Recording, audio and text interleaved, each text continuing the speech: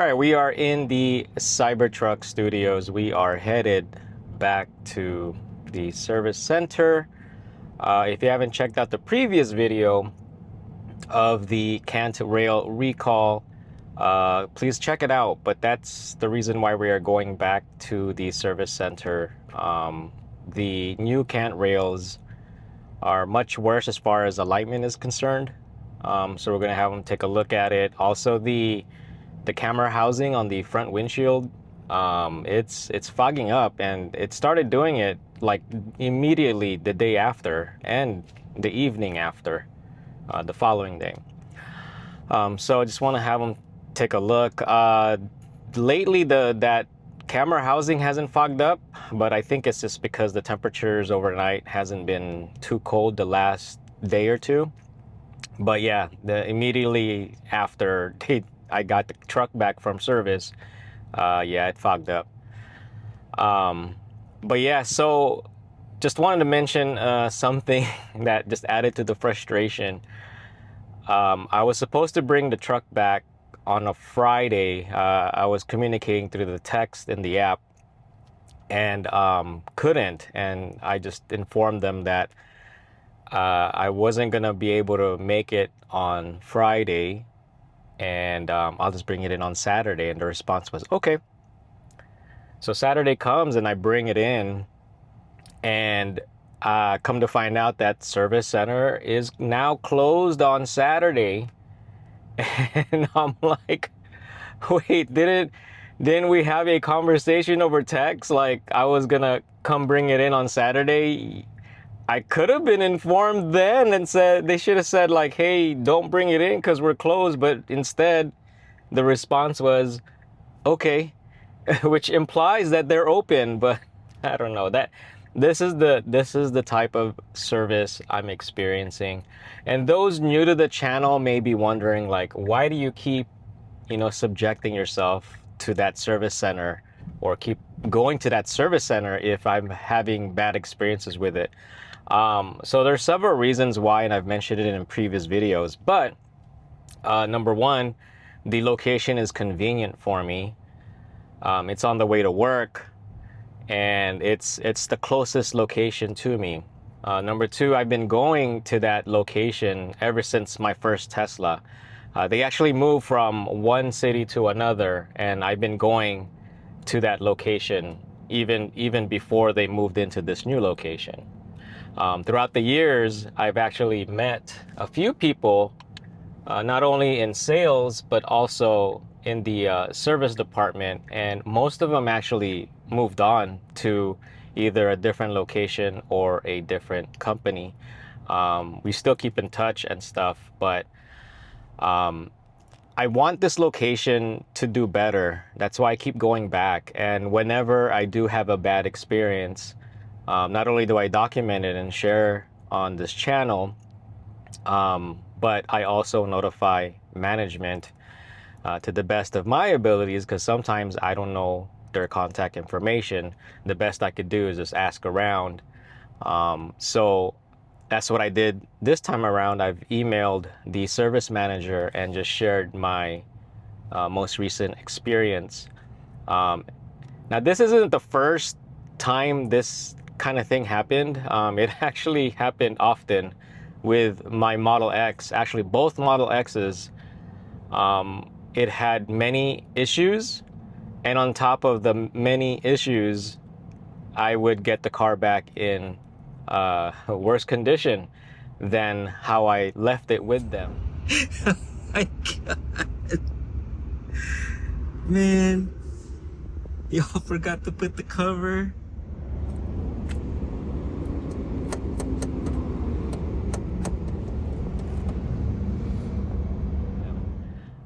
And so those many visits led to me meeting, service advisors, technicians, managers, and stuff. So, yeah. But I want this location to do better. I'm not the only customer that they do service for. Like I want to help. I want to help not only that service center, but also those people who go to this particular location and may also have had similar experiences. And the way I would help is just informing not only, you guys watching the video, but also, try to inform management whether they do something or not. If they added that extra step of just inspecting, and I make a joke about it. It's like, well, they don't inspect it out of factory. Why would they inspect it when you bring it in, or take it from service? Because if they did inspect it from the factory, then there wouldn't be any panel gaps, misalignments, and all that stuff. So obviously they don't do none of that from the factory. So why should they do it at the service center level? But here's the other thing. Why does it not happen when I bring in like my Model 3 or Model Y, right? Like my previous Model 3, I brought it in there and no issues like that. My Model Y never had any post-service issues related to what was brought in, So why does it not happen with those cars, but they're more higher end cars like the Model X, like the Cybertruck, it happens. So I don't know. Although when I do these videos, some of you guys who do own a Model 3 or a Model Y have experienced similar situations, but in different locations. So maybe it's just the luck of the draw. My whole thing is I'm just sharing with you all my experience, and as much as possible try to inform management with the hopes of that they will improve the service. All right, we have arrived here at the service center. Right off the bat, I see a lot of Cybertrucks with this Tesla stickers on them. So more than likely they are available, hopefully, for loaners. But yeah, here's one right here. Here's another over there. There's actually a couple right there as well. So we'll see. They did say that they'll give me a loaner because this may take more than 24 hours. The initial repair or recall repair only took 4 hours because like right after lunch, they notified me that the truck was ready. And I'm like, oh boy, is it really that quick for them to do that? But I don't know. So we're gonna go ahead and check in and see what's going on, and we'll go from there. All right, we are in the Launch Series Studios. They gave me a Model Y Launch Series dual motor in red. They know my favorite color, or it's just coincidence. But I appreciate them giving me a loaner. According to them, they should be done today. I have to make sure that they added the driver's side because I only submitted pictures for the passenger side. But they walked out with me to the truck and I showed them the areas and stuff. But I'm gonna make sure it's on the invoice so that they can get it fixed. But yeah, so this Launch Series, this is the first time I'm actually in a Launch Series. Let's go check it out. So this comes with the Alcantara. This part right here, very nice. Has the Launch Series badge right there. And it has the acceleration boost. So about the acceleration boost, it actually reminds me, it feels like the Model Y Performance. I mean, it's not going to be as fast, but very close to it, at least the feeling. Now, you only do get the improvements of 0 to 60 times, but beyond that, it's just going to drop off. So is it worth the extra $2,000 for the acceleration boost? Although it did come free with the Launch Series package. I don't know, because I'm not into like the speed life anymore. I don't know. Maybe I'm just getting old, but it is fun. It is fun. Don't get me wrong. Remember, the acceleration boost is only available on dual motor variants. I don't think it's available on the single motor rear wheel drive trim levels.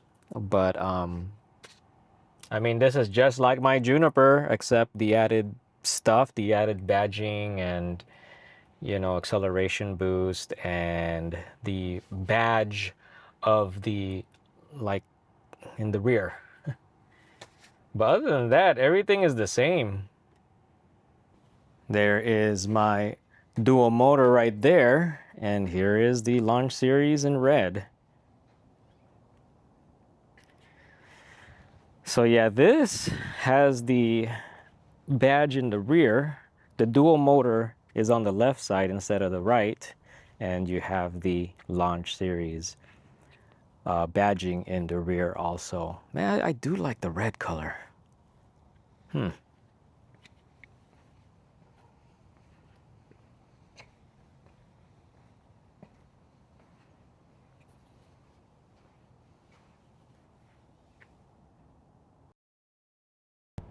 All right, I got notified that the truck is ready. By the time I get there, the service center is gonna be closed. But shout out to Nacho, he's back. The homie Nacho is back. So he's been texting me pictures and stuff. So it looks like they've improved it. So hopefully when I go pick it up, it is meeting my satisfaction. It doesn't have to be perfect. If they can get it back to what it was before, I'll be happy, because it wasn't perfect, but I took delivery of it like that, so I'll be good. But yeah, we're gonna be sending the launch series Model Y back. We're gonna be giving it back. This thing, man, I miss my roof shade. I don't know, when I test drove the Model Y Juniper, if you haven't seen that video, go check it out. But I thought there was like an improvement with the glass roof, because it felt like it was much cooler. But today, with this car in particular, man, it's like, it was hot. It was hot. I mean, it wasn't, we hit, I think, about 90 or 92 degrees Fahrenheit today in October. And it was pretty warm. No, it's hot. It was hot. But yeah, the roof shade really makes a difference. Even with the Juniper, even though they said that they had some improvements, I don't know. Maybe it's just this one. I don't know. But I always use roof shades in my EVs. This is too hot here in Southern California to not have one.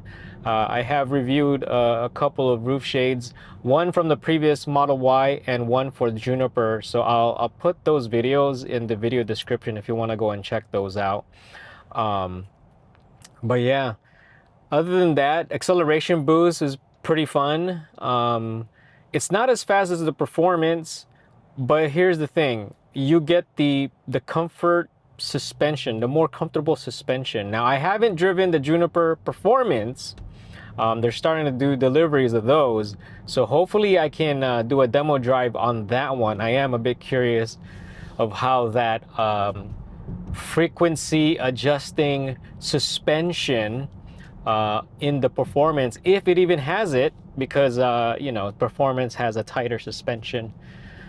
So we'll see how that is. But that's one thing I do not miss with my Performance, is that suspension. It's fun when you're driving it through canyons and stuff, but for daily use, it's not fun.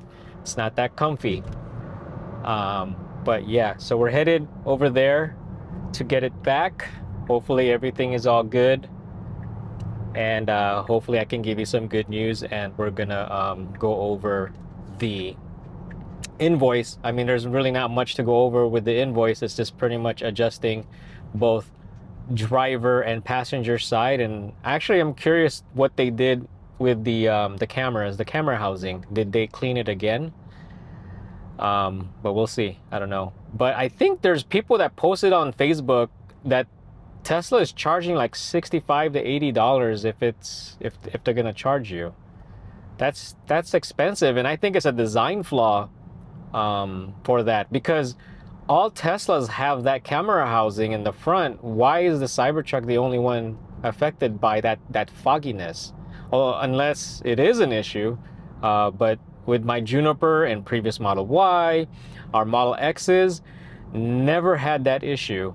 And we've had the Cybertruck for almost a year, and it's only been recent that we've been having that issue. So we picked it up December 31st, so it went through almost all seasons. But yet, like, it's about maybe a month or two that's starting to have that issue. So I don't know. I don't know. But it's in the service history, so if we continue to have issues, maybe they'll replace the windshield, maybe they'll improve the seal. I really don't know what's the cause of it, but it is fogging up and we're getting the notification, the warning notifications. All right, so we are back here at the service center, and let me tell you, they have done a good job this time. So let's go check it out. So this side is the passenger side. Look at that. You see? It ain't perfect. Dude, I'm gonna tell you this, it might even be better than how I took delivery back in December. But that is a huge, huge difference. My God. I'm actually more pleased with this alignment than before they did the Cant Rail. I mean, it's not perfect, but I'll tell you this, it is much better than a week ago. So, look at that. All right. Now, let's go to the driver's side. Look, see? It's much better than what it was this morning. I don't know if you could tell, but you can see the little rivets here. Is that what it's called? The rivet? But that's something new with the Cant Rail replacement. And you can probably see the little bolt in there. But yeah. As far as the camera housing, I'm not really sure what's going on there. Well, we'll see tomorrow if it's cold enough. But otherwise, as long as it's in their records, we're gonna go and be okay with it, I guess. But if it's something that keeps reoccurring, at least the service history exists. And hopefully they don't charge next time. So I'm gonna go ahead and put up the invoice pages and stuff, or the sections, just to show you what they did. And then we're gonna go ahead and return the Launch Series Model Y. Is pretty nice, it's cool. I don't know if I'd pay the launch price, you know, difference. Happy with the long range that I got. So acceleration boost is pretty cool though. I'll tell you that. I'll tell you that. So that's it for this video. Again, shout out to Nacho, man. Nacho always takes care of me when I'm here. Sometimes our schedules don't match up, but as much as possible, I try to go see him. And fortunately today I saw him. And yeah, results have been great now after today. So you see, it is possible that this service center has good results. It may take more than once, but yeah, got a smile on my face again. So thank you for watching. If you liked the video, please like. If you haven't subscribed, please subscribe, and I will see you on the next one.